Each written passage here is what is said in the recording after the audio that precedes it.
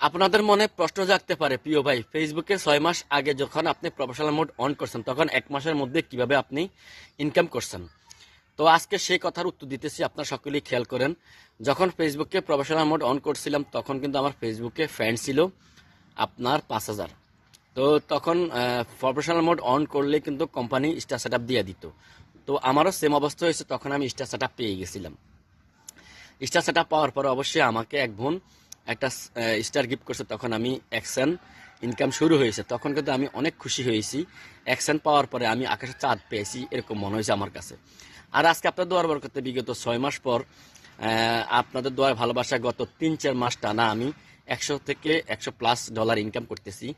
তো তারপরে আপনাদের ভালোবাসার কারণে এই ইনকামগুলো হচ্ছে। আপনারা অবশ্যই আমাকে ভিডিও দেখে শুনে সহযোগিতা করতেছেন, এর জন্য আপনাদেরকে অসংখ্য ধন্যবাদ জানাচ্ছি আমার পক্ষ থেকে।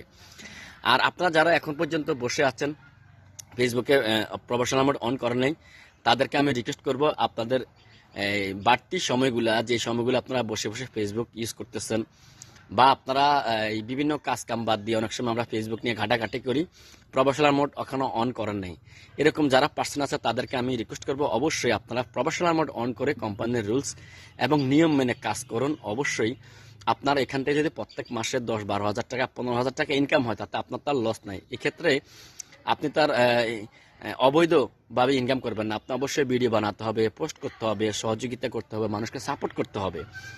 হ্যাঁ, অনেকে মন্তব্য রাখে যে আসলে এটা কতটুকু হালাল। আমার মতে আমি যতটুকু পরিশ্রম করতেছি, ফেসবুকে শ্রম দিতেছি, সে শ্রম হিসেবে আমার মনে হয় যে আমার কাছে হালাল মনে হচ্ছে, কারণ আমি অনেক শ্রম দিতেছি।